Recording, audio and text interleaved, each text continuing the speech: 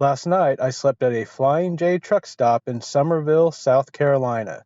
I was in Florida yesterday, and Summerville was my stop on the way from Tampa to Charleston. Summerville is about 25 miles northwest of Charleston, and the Flying J's location on a major highway meant that the truck stop was large, and the rural location meant that there were no restrictions on overnight parking. After working in my car for about 5 hours this morning at the truck stop, I set off to find somewhere to grab lunch. I ended up at Charleston Bagel in Mount Pleasant, which is a suburb of Charleston. It was a good place for a bagel. The interior decor was a little plain, with furniture that has been worn over time. However, they had a decent selection of bagels and cream cheese, and their food was good. I had a garlic bagel toasted with scallion cream cheese and a Diet Coke.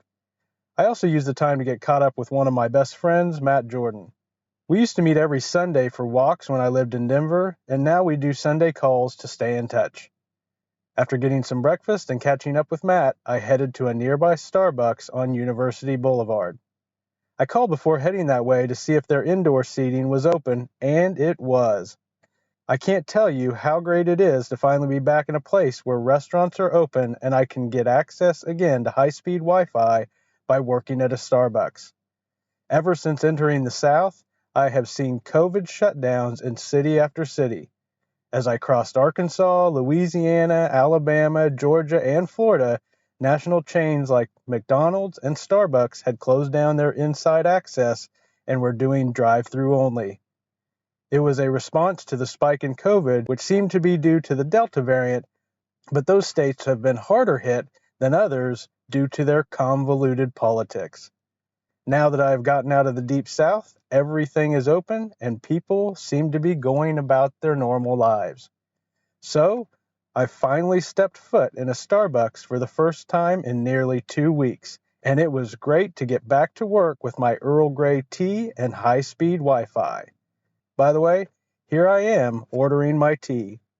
Let me get a small Earl Grey tea, and that's it. Did you want that sweetened? What's that? Did you want it sweetened? No. Let me double check and see if I have it. Okay. I got it, Commander. And you said no to the sweetener, right? Right. Sorry. And then this is the first time I've ever used an app with a gift card balance. Oh, How do yeah. I do this? So you just put it right in front of here, and I'm Under going to the- press my Starbucks card button. Okay. And scan it. Under the scanner? Okay. Okay, I'll hold it for you just a second. Okay, thanks.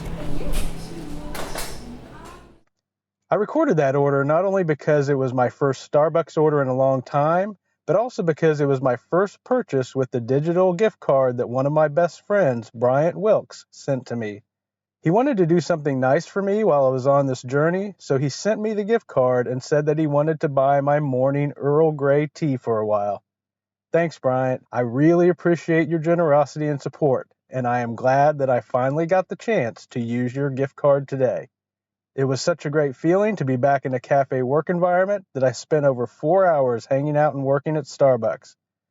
One of the great things about getting their hot tea is that they give unlimited hot water refills, and a tea bag in one of their $2.50 small teas is good for a couple of hot water refills.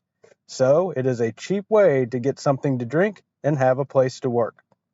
After getting caught up on work at Starbucks, it was time to find an Anyplace Fitness to work out and grab a hot shower.